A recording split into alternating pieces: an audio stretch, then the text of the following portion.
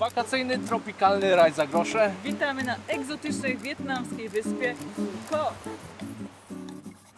Jesteśmy na Phu Quoc, czyli na najpopularniejszej wyspie Wietnamu. Jest to też jedno z droższych miejsc w Wietnamie, przez niektórych nazywanym nawet Hawajami Wietnamu. Z takim stwierdzeniem spotkaliśmy się w Saigonie. Czy 3000 zł wystarczy, by komfortowo przetrwać w szczycie wakacyjnego sezonu? Ile zapłacimy za jedzenie, ile za nocleg, ile za popularne atrakcje na wyspie i czy będzie taniej niż w Międzyzdrojach? Ta wyspa z pewnością nie jest tania dla Wietnamczyków, ale czy okaże się też droga dla nas, przybyszów z Europy? Sama jestem ciekawa. Zostańcie z nami. A, jeszcze taka ciekawostka. Żeby się pochuśtać na tej huśtawce i żeby zrobić sobie foteczkę, musicie zapłacić 20 000 dongów, czyli 3,50. Wow, ale jesteśmy mile zaskoczeni, bo jest naprawdę piękna plaża. I wiecie, co jest fajne, że to jest taka plaża, gdzie są ludzie, wiadomo, jest jakaś restauracja, ale ona jest taka dzika wciąż, bo tutaj jest taka natura, taka prawdziwa, to nie jest jakieś zagospodarowane, wycięte, tu normalnie te palmy, te korzenie wystają z piachu i są krzaki i takie wzgórza porośnięte drzewami. Pięknie to wygląda, tak rajsko. Lody dla chłody. Ojej, ale to jest niezbyt sympatyczny widok. Rujnuje całe wrażenie. No, ojejku. I to wydaje mi się, że to są śmieci, które zostały wyrzucone przez fale niestety. Całkiem możliwe, no. Przykry widok, który niestety bardzo często się zdarza w Azji. Tak samo było w Tajlandii. O, tutaj macie nawet sporty wodne i są skutery. Za 10 minut takiego skutera płacicie 500 000 wietnamskich dongów. 20 minut 900 000, 30 minut 1 350 000. Myślę, że to co mówiliśmy w naszym filmie z zeszłego roku, że odwiedź Wietnam tak szybko jak tylko się da, to wciąż jest aktualne w tym miejscu, bo myślę, że to miejsce za jakiś czas może wyglądać zupełnie inaczej. To pewnie będzie już zabudowane, będzie wszędzie pełno resortów, hoteli. Także jeśli chcecie doświadczyć jeszcze takiej w miarę dzikości, dzikiej plaży, to przyjeżdżajcie szybko. I już gonimy z powrotem, bo Natalia zapomniała butów. Znaczy Japonek. To znak, że faktycznie poczułam wakacyjny klimat. Nie no, rozumiem. Tłumaczę ją to, że jesteśmy na plaży, bo jak ktoś zostawił kiedyś buty gdziekolwiek, na plaży chyba jedyna opcja, prawda? Chociaż nie. Pamiętam jak opowiadał Kuba z Fit on Trip, jak spotkaliśmy się na Zanzibarze, że gdzieś kiedyś w Polsce zostawił buty, bo on cały czas na boso prawie chodzi. Raz poszedł w butach i zapomniał, że wziął buty. Ale to taka dłuższa historia na inną okazję. Ale bardzo fajna plaża i fajnie się idzie, bo ten piasek jest taki ubity. Tak, nie zapada się na niej, tak, no, bardzo łatwo się tu chodzi. Nawet można by było motorem jechać, tak jak pan, który sprzedaje lody zresztą, tak jak na Zanzibarze. Może nie jest tak, na Zanzibarze to było prawie jak beton wręcz, nie? A tutaj jest twardo, ale nie aż tak. Są?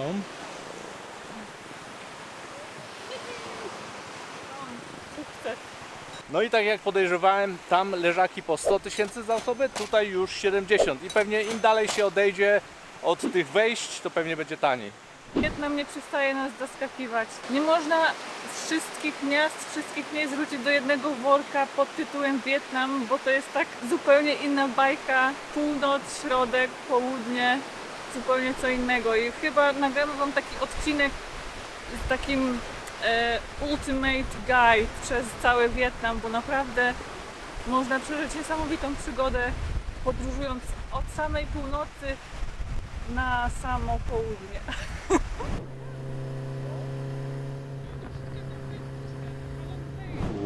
Chyba trafiliśmy na jeszcze lepszą plażę niż poprzednio. Tutaj trafiliśmy do jakiegoś miejsca, które wygląda jak bajki. Hawaje. Jak Hawaje. Mieli rację.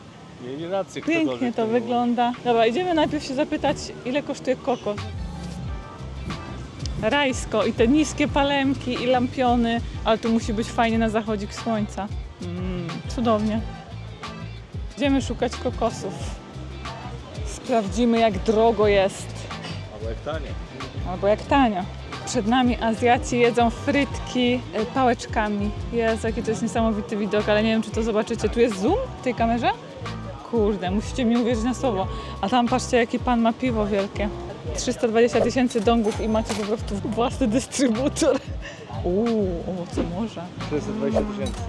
Małże homary. Cappuccino kosztuje 79 000 dongów. Z takim rajskim widokiem. 12,50. Czyli tak podobnie chyba jak w Polsce. Mojito 169 000. Wygląda na to, że tutaj piwo jest tańsze niż woda, także wybór jest tylko jeden. Moi drodzy, jakby ktoś chciał tutaj w tym raju się zatrzymać, no to mamy rozwiązanie. Znalazłam hotel, to znaczy resort, który jest minutkę drogi stąd autem i willa na wyłączność w tym resorcie, który się nazywa New World Phuket Resort, kosztuje jedyne 2000 zł za noc.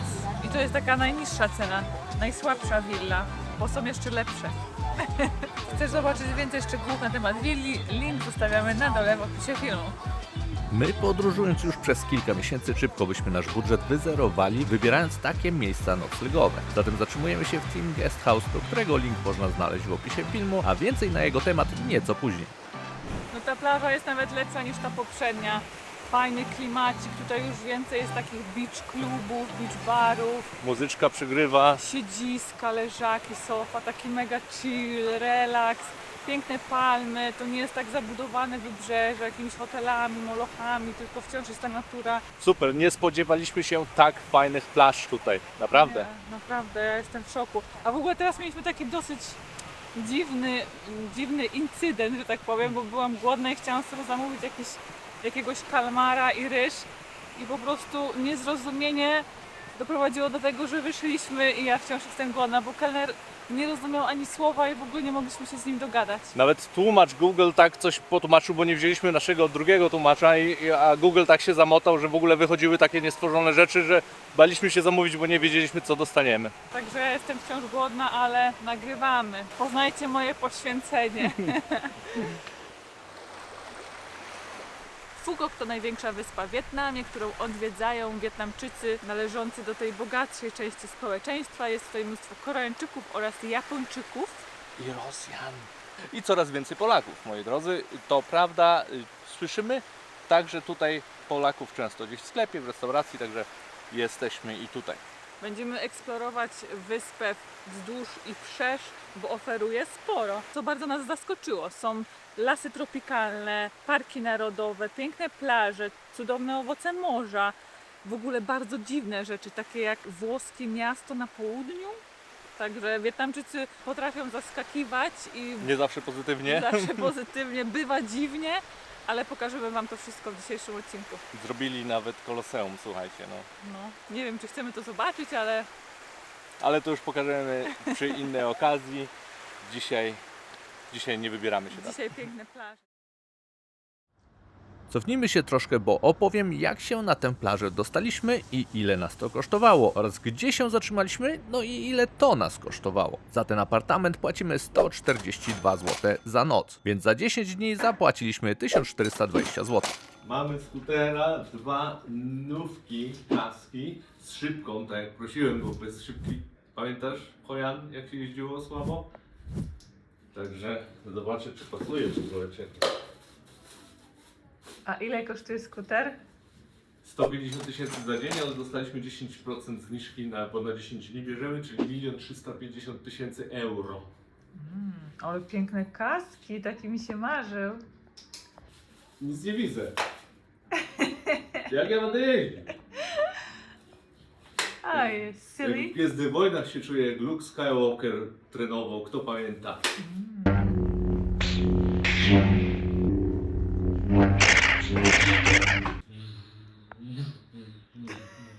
Ty, jaki fajny odgłos robisz, prawdziwy. Ale fajne kaski. Także idziemy jeździć. Idziemy. Chodźcie. Pół baku paliwa, $2. Come on, thank you. A patrzcie, to jakie śmieszne. Tutaj jakie dzieciaki podjechały skuterem ze szkoły, śmieszne. Patrzcie. Jezu, ja się ściga. Jak to wygląda śmiesznie.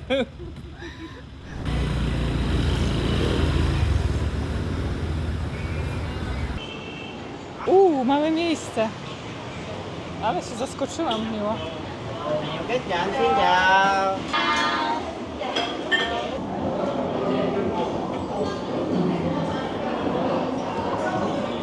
Jesteśmy w knajpie, którą polecamy Ci koniecznie odwiedzić, będąc na Phu Quoc. Jest tanio, jest smacznie i jest tanio. W ogóle to jest bardzo ciekawe miejsce, bo zaczniemy od tego, że tu są praktycznie sami Koreańczycy i Japończycy. Oh, what the fuck? Jeśli nie ma miejsca, dostajecie karteczkę i możecie sobie zaczekać w takiej specjalnej lounge, która jest tuż obok.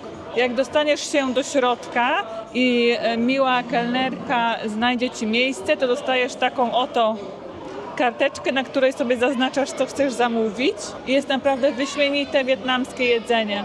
Pomimo, że to sami Koreańczycy. Ja jestem bardzo To jest Wietnam. Ja jestem podekscytowana, ale jestem mega głodna. I w ogóle tutaj jest największe banh seo, jakie kiedykolwiek widzieliśmy w całym Wietnamie. Taki chabak. Naprawdę, w całym Pyszny. Wietnamie podczas naszych 2 tripów. Pierwsze danie dotarło. Za taką zupkę tutaj trzeba zapłacić około 16 zł. A jest to naprawdę pyszne pho. Zamówiliśmy dzisiaj w zestawie. Jest taka zupka i jest ten wielki, naprawdę wielki placek banh siao. I taki zestaw kosztuje około 32 zł. Na jedną osobę będzie ciężko to zjeść. To jest naprawdę, ktoś musi być mocno głodny, żeby dać radę to zjeść. Połóż, Natalia, rękę przyłóż koło tego. To jest moja ręka. ogromny banh siao.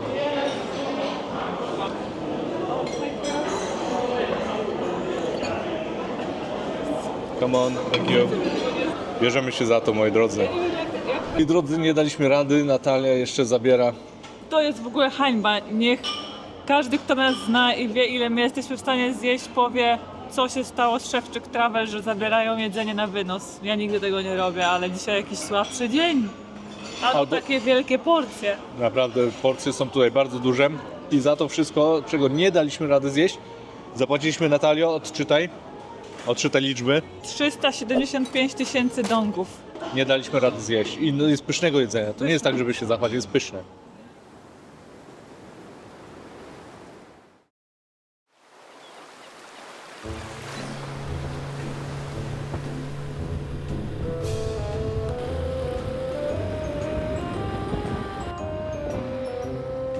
Jesteśmy na miejscu, moi drodzy. Dzisiaj przyjechaliśmy na samo południe Phu Quoc. Pamiętasz, jak mówiliśmy, że Wietnam jest dziwny? Za chwilę udowodnimy, że mieliśmy rację. To jest, zaciekawiłaś mnie. Tylko jeszcze jedna sprawa. Z tego, co słyszałem, w Wietnamie trzeba mieć międzynarodowe prawo jazdy i w przypadku samochodu może to być problem. Ze skuterem słyszałem, że mniej, że jakiś tam mandat na miejscu, wiecie, 8 dolków i pojechało się dalej. Ale należy mieć to na uwadze. Dobra, my musimy czegoś się napić. Koreańczycy w kolejce za mną właśnie mieli bekę, znaczy się śmiali, cieszyli, bo mam czapkę z napisem Seul. I to w ich alfabecie, czyli nie każdy będzie to wiedział. Moi drodzy, a kawa w takiej fajnej, eleganckiej, takiej widać, że mocno turystycznej restauracji kosztuje 55 000 za cappuccino, 25 000 za wodę, razem zapłaciłem 80 000 dongów, czyli jakieś 13 zł, napiszę na dole dokładnie. Doliczamy do naszego rachunku i ruszamy dalej. To nie są Włochy, jesteśmy wciąż w Wietnamie i nie wiemy w sumie, gdzie jesteśmy, bo wygląda to zaskakująco. Ja nawet nie mam słów, ale to jest cały Wietnam. Po pierwsze mega zaskakujący, po drugie dziwny. I tak się cały czas zastanawiamy, skąd to się bierze, skąd się bierze chęć stworzenia rzeczy dziwnych, europejskich i na przykład zróbmy sobie greckie ruiny po prostu na wietnamskiej egzotycznej wyspie. Można.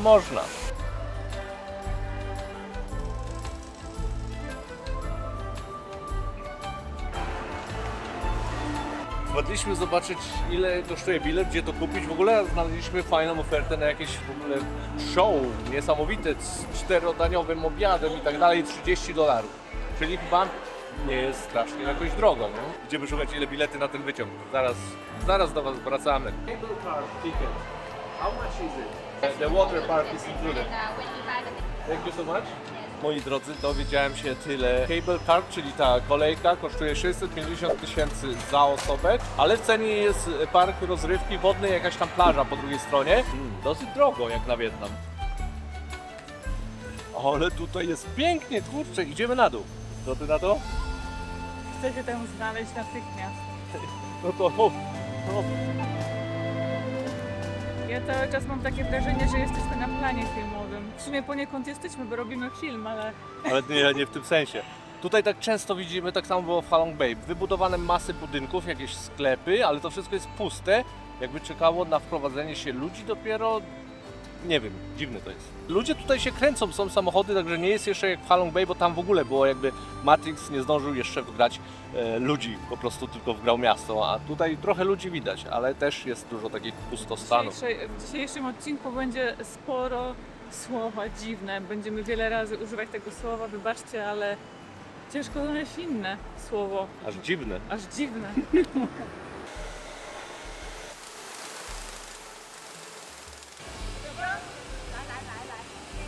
Chyba udało się w końcu znaleźć drogę do plaży.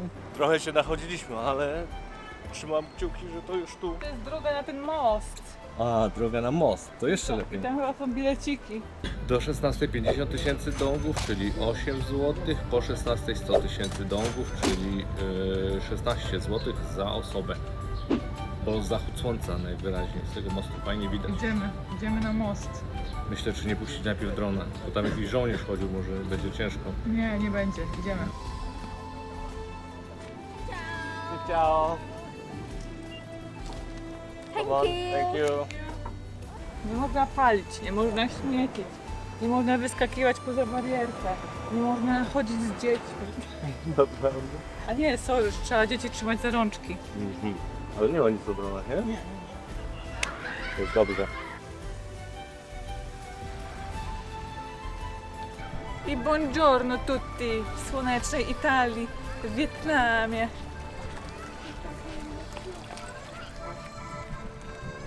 To jest ten pojazd, który budowali w Kontakcie. Przewrócony. Przewrócony. Faktycznie. Kto oglądał film Kontakt, ten wie.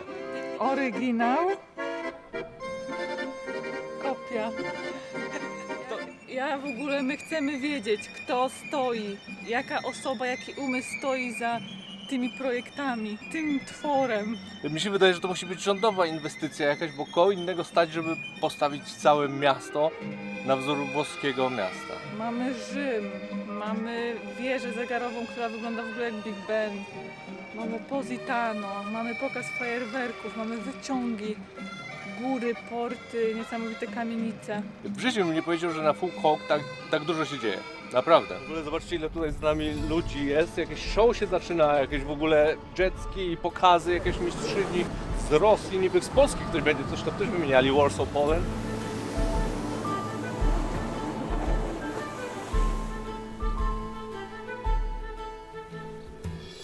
A tak to wygląda, jak weźmiecie wycieczkę zorganizowaną.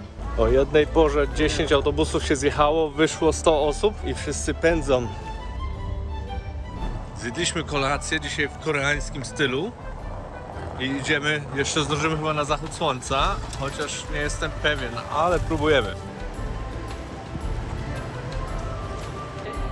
Wow!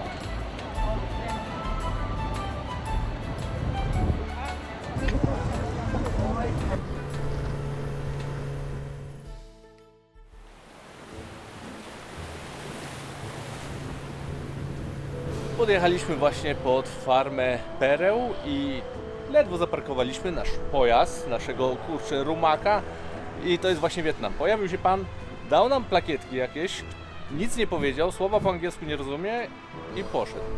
Po co one są? Nie wiem, zaraz się okaże. Chodźmy. Gdzie my dzisiaj jesteśmy? Jesteśmy w bardzo ciekawym miejscu, bo Phu Quoc jest jednym z największych ośrodków produkcji pereł w Wietnamie. Tutaj produkuje się, wydobywa się perły, można udać się na pokazowe farmy, gdzie można zobaczyć cały proces i nauczyć się, jak rozpoznawać perły sztuczne od tych prawdziwych, co mnie bardzo ciekawi. Byliśmy na targu nocnym i zapytałem jednego ze sprzedawców, który sprzedawał właśnie perły, czy są prawdziwe. No i on zaczął oczywiście zaczął pocierać tymi perłami o lustro. zostawiły jakieś smugi na tym lustrze i to był dowód, że są prawdziwe, o czym nie mam pojęcia, bo nie wiem jak się rozpoznaje prawdziwe perły, także chodźmy, dowiedzmy się czegoś więcej na ten temat. Where are we from? Poland. Why you ask? Is there any show that how the pearls are made? Or is it just a shop? We have a museum downstairs. We show you often the oyster. Sorry, where are you from? Poland. So, English, okay? Yes, English is okay. Ciao. Hi. Tour free. Oh, tour free? Yes. Oh, okay, good to know. Okay.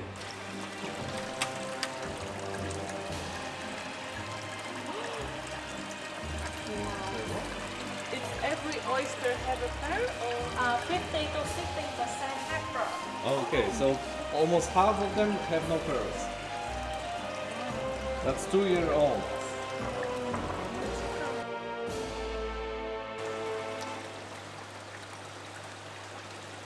Pep powder is real.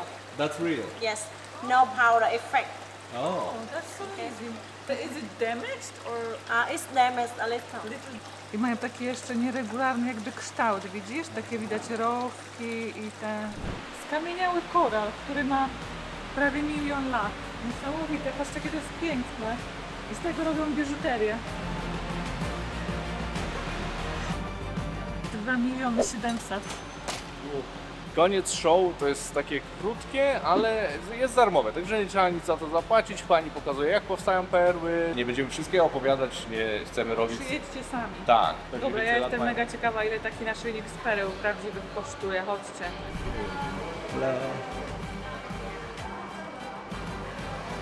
Kochani, co jest ciekawe, tutaj przypada jedna pani sprzedająca na jeden naszyjnik w sklepie. Tak by się To jest mega zdawało. wkurzające, że chodzą wokół ciebie z tymi tackami. Wystarczy się zatrzymać w jednym miejscu, już są 3 panie z tacką, żeby pokazać jak wygląda naszyjnik, wyciągnąć go i tak dalej. Co może być na plus, ale Natalia nie lubi, jak aż tak za nią wszyscy chodzą. Każdy krok nasz jest śledzony przez panią lub dwie. Nie wiem, czy się boją, że coś ukradnę, czy po prostu chcą być tak miłe i pokazać mi cokolwiek, bym nie chciał zobaczyć. Ale jak wyciągam kamerę, trochę uciekają. Także to jest Natalia, tak musimy robić. Jak wyciągam kamerę, to nie ma. Czyli Pańcie- taka mała porada, chodźcie tutaj z kamerą, jak nie chcecie mieć ogona. Najlepiej z dużą kamerą, taką jak my, i wtedy uciekają.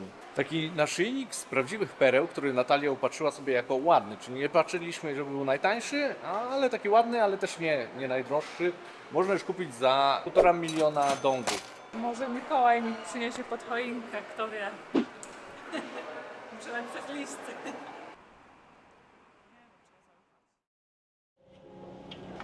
Tutaj niesamowity wschód słońca z samego rana. Właśnie, a kiedy ma być wschód, Natalia dobrze podpowiada, jak nie z rana. Wieczorem mamy tu piękny wschód słońca. Nasz apartament jest taki bardzo klimatyczny. Natalii bardzo się podoba, mi również. Po prostu jest tu przytulnie i jest fajnie. I gdyby nie ta plumkająca muzyka cały dzień, która potrafi właśnie gdzieś tam rozpraszać, jak próbuje się coś napisać albo przeczytać książkę. Fajnie jakby było wygłuszone pokoje. Niech sobie tam w barze gra, ale żeby tego nie było słychać w pokojach, byłoby dużo fajniej. No ale co zrobić? Biurko do pracy i nawet jest balkon. Tu trzeba schylić głowę. Jest ogromny balkon, jest ławka, 2 krzesła. I jest tutaj, patrzcie. Chodź. I mamy własnego gołębia. Nazwaliśmy go Pigione Stefano. To jest włoski pigione, który codziennie rano chodzi nam po dachu, robi obchód, czy wszystko jest dobrze, czy wszystko jest w porządku, czy nie ma żadnych przecieków, czy nie ma jakichś nieproszonych gości, insektów. Jest cudowny i rano budzą mnie takie stópki jego chodzące na dachu. Stefano, come stas? Tutto bene? Trochę mi odwala, ale piękne miejsce. Patrzcie, są takie malutkie w ogóle drzwiczki, cute. Nie no, piękne miejsce, mega estetyczne, bardzo insta-friendly. No i pijemy sobie tym razem lokalną kawkę, tak na ulicy, z takiej kawiarenki lokalnej bardziej. Otóż ona jest oczywiście pod turystów, ale ona nie jest już taką typową kawiarnią z cenami gdzieś tam z Europy. Moja kawa 25 000, Natalii kawa 20 000, czyli cena połowa, 1/3 nawet, tak jak w takich kawiarniach typowo turystycznych, sieciówkach i tak dalej. Jak byliśmy tutaj w kawiarni obok takiej koreańskiej, typowo już właśnie z internetem, piękny wystrój i tak dalej, no i tam już kawa kosztowała 70-80 tysięcy dongów, czyli $3. Na dole napiszę dokładnie, ile to wychodziło. Jak ktoś chce wypić dobrą, ale tańszą kawkę, kawiarnia na ulicy, jak najbardziej na tak. W ogóle tą kawę oceniła jako lepszą, bo jest mocniejsza i większa. I tańsza. 3-0. No i moi drodzy, nie dajcie się nabrać, jak pani w sklepie, w kawiarni mówi, że może zrobić kawę wietnamską bez cukru. To nie znaczy, że ona nie będzie słodka, a przynajmniej słodkawa, bo moja jest bez cukru, ale pani dolała i tak mleka skondensowanego, czyli i tak słodki posmak nieco jest. Chociaż nie jest zła. Muszę przyznać, że te wietnamskie kawy są smaczne, tylko ja nie chcę pić cukru na każdym kroku. Wiecie, dbam o linię, nie? Ja mam, Łukasz, rozwiązanie naszego problemu. Będziemy kupować taką wielką americano i 2 kubeczki. Będziemy sobie rozlewać na pół i mieć własne mleko. Co ty na to? A jeśli nasze filmy się podobają, okazują się przydatne, to zostaw kciuka w górę pod filmem albo jakiś komentarz, bo to bardzo dobrze działa na rozwój kanału, także dziękujemy z góry. Byłem zapłacić rachunek i wyszło 60 000 dongów za kawę z mlekiem, kawę americano i wodę. Ja myślę, że Phuket wcale nie jest takie drogie, jak to malują. Nie, właśnie słyszeliśmy, że to jest droga wyspa wakacyjna Wietnamu, ale dla Europejczyków wciąż nie będzie tutaj drogo. Ale w ogóle też nie jest jakoś mega drogo w porównaniu, nie wiem, z Saigonem czy z Hanoi.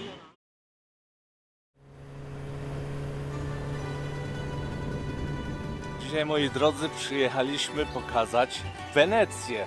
Tak, na Phuket jest nie tylko ta część Włoch podrabiana z południa, jest także coś przypominającego Wenecję. Ponoć. Zaraz zobaczymy, czy to faktycznie tak będzie wyglądało. Jeśli ktoś myślał, że ostatnie miejsce, które odwiedziliśmy, było dziwne, Zapraszamy dzisiaj.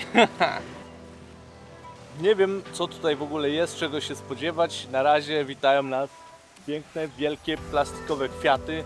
Jakiś tutaj jest i jednorożec, i jakieś fontanny. Wybudują coś takiego, że jak człowiek przyjedzie, to nie wie w sumie do końca, gdzie jest i o co tu chodzi.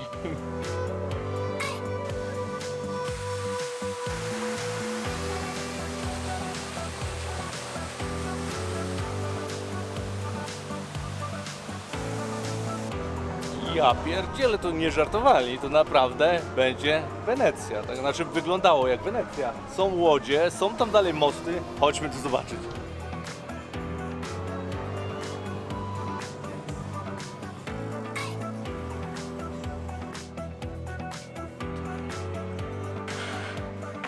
witamy w Wenecji. Jak to możliwe? Ja w tym momencie poproszę każdą osobę z osobna, żeby napisała komentarz, co o tym myśli. Czy to jest ok, takie podrabianie, czy warto przyjeżdżać do takich miejsc? Bo słuchajcie, bo zawsze dwie strony medalu są. Wietnamczycy są biedni, ich nie stać, żeby przyjechać do prawdziwej Wenecji. Czy to jest ok, żeby zrobić taką podróbę, czy to raczej tandetę jakoś nie stać, to nie powinien jeździć? Ale tutaj nie ma Wietnamczyków. I to też swoją drogą, to Są prawda. sami Koreańczycy. Tak, przeważnie tutaj na tych łódkach to Koreańczycy, nie Wietnamczycy, to prawda. Także daj znać w komentarzu, co o tym myślisz, bo jestem bardzo ciekaw waszych opinii. Ja już chcę stąd jechać na plażę. To uciekamy. Teraz postaramy się otworzyć ten oto pomnik, posąg za nami. Proszę bardzo. Z materiału jedynego, który przy sobie posiadamy, czyli z naszych ciał. Jak nam się udało, pisz w komentarzach. Od tego robienia serduszka trochę nam się teraz żygać chce. Love, hate, mamy stosunek do tego miejsca. Dokładnie. Dobra, wiemy już, dla kogo to jest miejsce. Oprócz osób szalonych, oprócz osób pijanych, dzieciom może się tutaj podobać. Dokładnie, mieliśmy właśnie gromadkę dzieci i wyglądały na zachwycone, także zagwozdka rozgryziona, wiadomo już, dla kogo jest to miejsce. A my jedziemy dalej.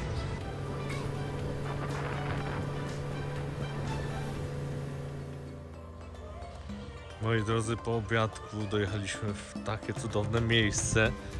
To jakiś hotel, to jest plaża hotelowa, ale nikt nas stąd nie goni, więc idziemy obejrzeć zachód słońca sobie z plaży hotelowej. Rajsko. Cudownie, nie?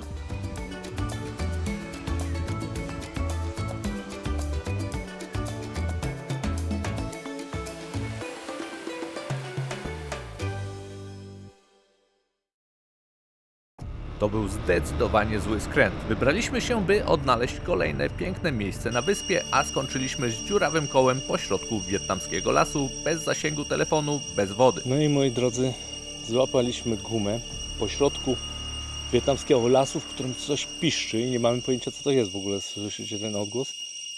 Czy to jakieś... Nie wiem, to nie brzmi jak jakiekolwiek zwierzę, a nic tu nie ma. To jest tylko las. Znaczy zwierzę, w sensie... Nie wiem, co tu się w ogóle dzieje. Nie można dojechać. No tak się zdarza, co zrobimy? Jest tak, mamy w jedną stronę 2 km do celu, ale tam raczej nie złapiemy zasięgu. Nie mamy w ogóle, nie wiem czy mówiłem, nie mamy w ogóle zasięgu internetu tutaj. Także czeka nas 2 km pchania skutera i może złapiemy jakiś tam zasięg. Tam były jakieś budynki, miejmy nadzieję. Czuję się jak w tym, Mam o nadzieję. ile nasz smoke, black smoke nie Zaraz dorwie. będzie nie jak w Blair Witch Project. Nie, jak w tym, jak w Lostach. Black smoke, jeśli się rozglądaj czy nie ma. Trzymajcie kciuki, żebyśmy to przeżyli. Jak oglądacie, to przeżyliśmy. Chyba że ktoś inny wgrał materiały, nie wiem, tak może być. Dobra, patrzcie jak ta guma jeszcze. Żeby nie było, że ściemniam. Na takim odludziu. To znaczy tu jest jakiś płot drewniany, co wcale mnie nie cieszy, bo on wygląda jak oglądałem filmy o amerykańskich żołnierzach, jak ich przytrzymywali to w klatkach właśnie zrobionych z takich patyków. Nie mamy nic do picia, nic do jedzenia. Misja przeżyć.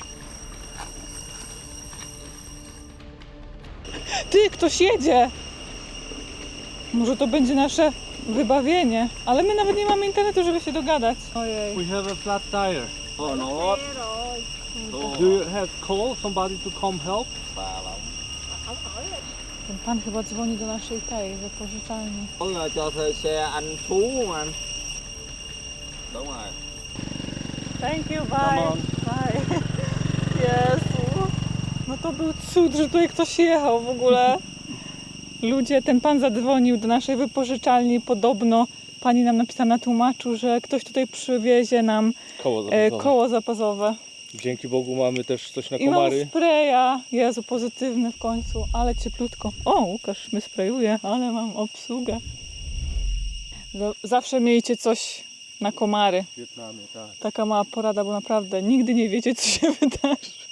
My chyba będziemy powoli jechać. No tak, będziemy sobie pchać go powoli. Może jakiś... Nie, tutaj nie było żadnych sklepów, my jesteśmy w lesie. A mi się tak pić chce. W czarnej dupie się mówi. Pierwszy raz nie wzięłam bidonu, bo mówię, tu jest wszędzie są sklepiki, zaraz się napijemy kokosa na plaży. Moi drodzy, szkoda, że nie mieliśmy kamery włączonej, bo akurat jechali para Rosjan na skuterze. I wiecie, my pchamy skuter, spoceni jak psy, a oni pierwsze co? Czy tędy na plażę tą rozgwiazd? Oczywiście po rosyjsku, ja mówię, że nie mówimy, to po łamanym angielskim, czy to tędy jak daleko? Ja mówię 2-3 km. Aha, a coś wam się stało z motorem? Ja mówię, gumę złapaliśmy. Aha, okej, dobra, coś po rusku powiedzieli i pojechali. Zero pytania, czy może potrzebujemy pomocy, my na szczęście już mamy pomoc w drodze, ale no nieźle, nieźle. Jak ty byś zareagował przed ekranem? Czy zapytałbyś, czy ktoś potrzebuje pomocy, czy pojechał? Sprawdźmy, jak wypadamy, jeśli chodzi o pomoc na tle naszych sąsiadów ze wschodu. Ja tak doszłam do takiego wniosku, że te piski to jest normalnie odgłos po prostu natury. Jakichś świerszczy, insektów. My, będąc w Wietnamie już jakiś czas w miastach Saigon, Hanoi, zapomnieliśmy, jak brzmi natura. No i mi się wydaje, że to po prostu jakieś insekty, jakieś świerszcze, czy, ale tak głośne, że to jest niesłychane. Słychane. Znaczy słychane. Restricted area. Jak myślicie, co tam się kryje za tym ogrodzeniem? Tam wciąż trzymają amerykańskich żołnierzy. Myślisz? Co to? We got flat tire, but we already called. The help is coming. Thank you. Thank you. Thank you.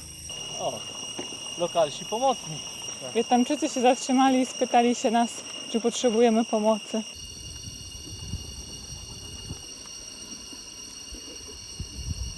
Moi drodzy, to nie jest przypadek. Przejeżdżali koło nas znowu obywatele ze wschodu. Zatrzymali się, pani z tyłu powiedziała zdrastwój. Ja powiedziałem hello. I w tym momencie facet coś pod nosem. I pojechali dalej. Zero zapytania o pomoc czegokolwiek.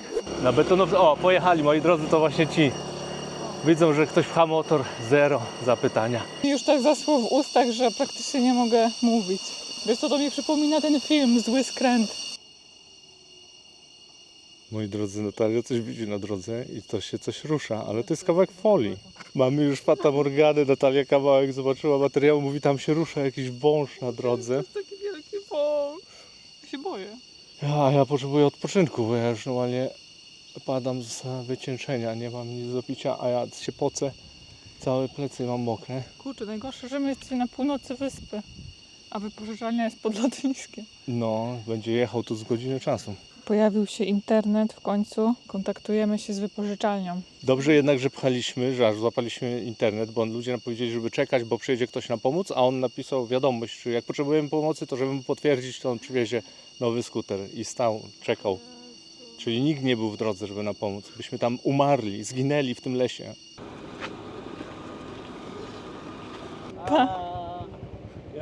Pan w ogóle ma paliwo w buteleczce, zaoferował nam.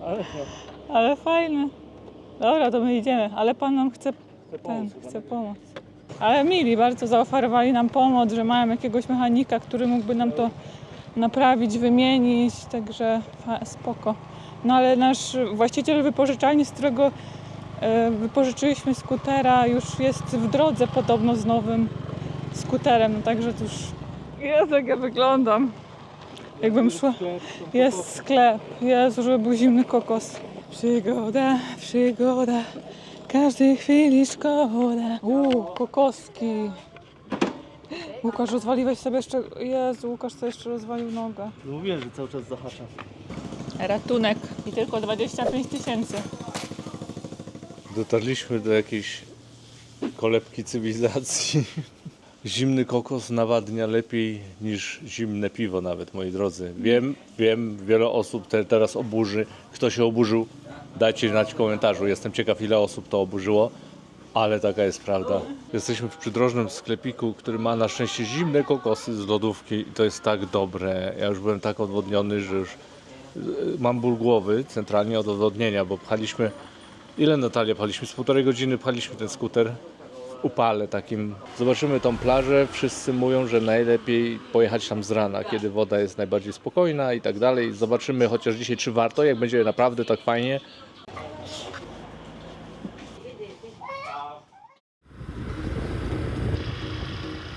No i udało się, moi drodzy, jesteśmy na Starfish, ale nie tak do końca, zaraz wam powiem, ale najpierw skuter, właściciela skuterów nie moglibyśmy bardziej polecić, bo przywiózł nam nowy skuter, tamtego zabrał do naprawy, nie wziął za to ani grosza, napisał nam tylko na tłumaczu, że skutery są ubezpieczone i pomaga w razie jakby się cokolwiek wydarzyło na całej wyspie, także polecamy zdecydowanie, numer do niego WhatsApp zostawimy na dole pod filmem, jeżeli szukasz skutera do wynajęcia na Fuko, myślę, że to jest świetna opcja. A my jesteśmy, słuchajcie, jak wygląda sprawa. Jesteśmy na pięknej plaży, cudownie to wygląda, ale Starfish tutaj nie ma. Trzeba wziąć łódkę. Nas tu przyprowadzili w ogóle już od 10 minut jechał przed nami skuterem i pokazał tu w lewo, tu w prawo, nas prowadził. I się okazuje, że stąd trzeba wziąć łódź, żeby popłynąć dopiero na tą plażę z rybkami. A my dzisiaj już jesteśmy zmęczeni, głodni, za dużo przygód, także pooglądamy sobie tutaj plażę. Ale jeśli nie chcecie jechać, to ta plaża też jest ciekawa, bo to jest plaża z papryczkami, chili. Też czerwone. Patrz. Prawie jak rozgwiazda, prawie. Bardzo ładny kolor tego morza. Ale plaża naprawdę piękna, bialutki piaseczek, palmy, wygląda to cudownie, gdyby tutaj były jeszcze tylko rozgwiazdy. O, ale piękna, czysta woda, o wiele bardziej taka przejrzysta niż po tamtej stronie wyspy, muszę powiedzieć.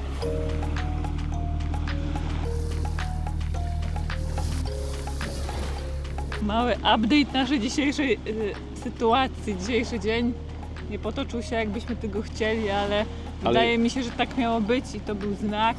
Jest dobrze, mamy nowy skuter, znaczy w sensie inny, nie żenówkę. Starfish Beach dzisiaj nie jedziemy, bo tam płyną łódki jedna za drugą. Pewnie będą tłumy o tej porze, dlatego wszyscy polecają, żeby być tam rano, więc wybierzemy się, jeżeli będziemy mieli ochotę, jutro rano. 32 zł za 2 osoby, zabiorą łodzią w jedną i w drugą stronę. Nie ma tragedii, jak to Wietnam, nie jest jakoś strasznie drogo. Ja skorzystałam z sytuacji, już się rozebrałam i trochę się zanurzyłam w tej wodzie, ale cudowna jest, taka cieplutka, ale takie jest ochłodzenie delikatne. I w ogóle ten piasek, ja nie mogę przestać się nim bawić, bo jest tak miły, taki w dotyku. On nie jest aż tak drobny jak na Zanzibarze, Nie. ale jest o wiele drobniejszy niż ten u nas, nie? Normalnie jak taki piasek do zabawy, jak dzieciom się czasami kupuje. Jezu, jakie to jest terapeutyczne. Także nasz update wygląda tak, że my się zbieramy, żeby coś zjeść, przyjedziemy prawdopodobnie jutro rano, chyba że nie dopisze pogoda, albo no różnie może być. Gdybyśmy nie dojechali, nie pokazali tej Starfish Beach, To wkleimy tutaj zdjęcie, jak to wygląda, jaką możecie mieć insta foteczkę. tak, ale od razu polecamy, bo podejrzewam, że będzie fajnie. Już tu jest ładnie, także myślę, że warto. No mam nadzieję, że się uda, jak nie, no to trudno, ale polecamy. Jak będziesz, wybierz się, bo pewnie warto. Ja jeszcze wcześniej Łukaszowi mówiłam, że to był znak. To był znak z niebios, bo wczoraj tak narzekaliśmy, kto widział, nie wiem czy Łukasz to wklei, nasze narzekanie odnośnie Wietnamczyków, że głośno, że ta kąpiel błotna nie wyszła, że to wszystko takie fiasko. Te spa nam trochę wczoraj nie wyszło. To... No i to było takie, wiecie, Jak ktoś nie wie, o co chodzi, to w odcinku, gdzie pokazujemy zabiegi kosmetyczne w Wietnamie, tam będzie można to zobaczyć. i to taki był znak, żeby właśnie trochę zdzielić nas po mordach, pokazać nam, że jednak Wietnamczycy są pomocni, że to są normalnie ludzie, że po prostu czasami wydaje mi się, że takie rzeczy jak na przykład tutaj wynikają po prostu z biedy, niedostatku, z tego, że oni chcą zarobić Oczywiście, że i tak. po prostu i mają się, że tak powiem, każdej okazji do tego, a my czasami już zapominamy troszkę o tym i jesteśmy zmęczeni, bo jesteśmy już miesiąc w Wietnamie. Prawie to- półtora. No i to może być czasem takie już frustrujące, a oni po prostu, nie wiem, nie znają takich naszych wymagań, może nie są zaznajomieni z tym, jak to wygląda w Europie, no bo to nie jest Europa.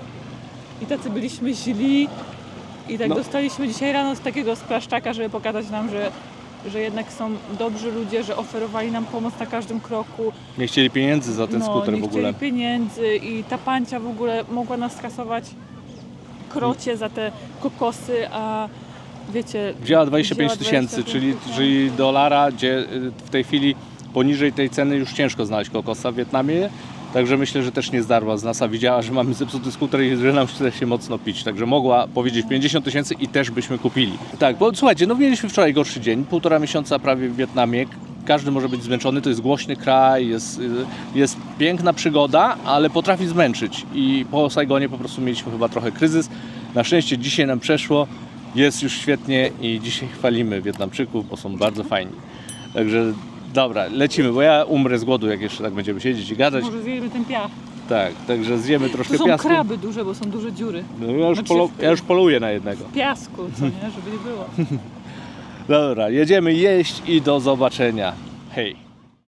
Moi drodzy, jeżeli chodzi o ceny na Phuket, to ogólnie tutaj w marketach, sklepach nie jest drogo. Nie jest drogo w ogóle. Można bardzo tanio zrobić zakupy, ale prawdziwe ceny, takie rarytasy cenowe zaczynają się, jak się pójdzie na taki lokalny ryneczek. My tutaj na ulicy mamy takiego pana z warzywami, z owocami, niedaleko nas i u niego kupiliśmy taką średniej wielkości papaję. Gdzieś myślę z 1,5 kg miała, 2 pomarańcze, 3 ogórki, Natalia tam jakąś chili dorzuciła i opakowanie jajek, czyli 10 jajek. Za całość zapłaciliśmy 63 tysiące dongów, czyli to jest, nie wiem, chyba poniżej 10 zł. Napiszę Wam na dole, bo nie chce mi się liczyć w pamięci. Ceny potrafią być naprawdę, naprawdę niskie. Jeżeli unika się takich typowo turystycznych sklepów, atrakcji, miejsc, to tutaj będzie bardzo, wręcz ekstremalnie tanio. Zupa pho, którą nieraz pewnie już pokazywaliśmy w tym filmie, za 10 zł, nawet mniej. No, można tutaj przeżyć bardzo tanio, a jak się trafi do takich typowo turystycznych miejsc, restauracji i rozrywek turystycznych, no to wtedy wiadomo, wtedy już będziemy płacić troszkę więcej. Jestem bardzo pozytywnie zaskoczony, myślę, że Natalia też, zapytamy ją, co ona o tym myśli, ale dla mnie lepiej niż się spodziewałem. Za 10 dni na Phuoc w bardzo przytulnym i dużym apartamencie, który jednak nie znajduje się w okolicy plaży, a po prostu w mieście, zapłaciliśmy 1420 zł. Jedzenie kosztowało nas zazwyczaj poniżej 100 zł dziennie. Za skuter zapłaciliśmy 211 zł za 10 dni. Do tego jeszcze kilka drobnych wydatków. No ale trzeba pamiętać, że na Phuoc trzeba się jeszcze dostać, więc do całkowitej ceny wakacji należy doliczyć koszty przelotu. Najwięcej narodowości, jakich tutaj spotykamy, to Koreańczycy i Rosjanie. I choć Polaków tutaj też spotykamy dosyć często, to jesteśmy mniejszością na tej wyspie, bo Koreańczycy i Rosjanie to jest normalnie prawie jedyna populacja na tej wyspie, takie mam wrażenie czasami. Oprócz Wietnamczyków. No oczywiście oprócz Wietnamczyków. Tak.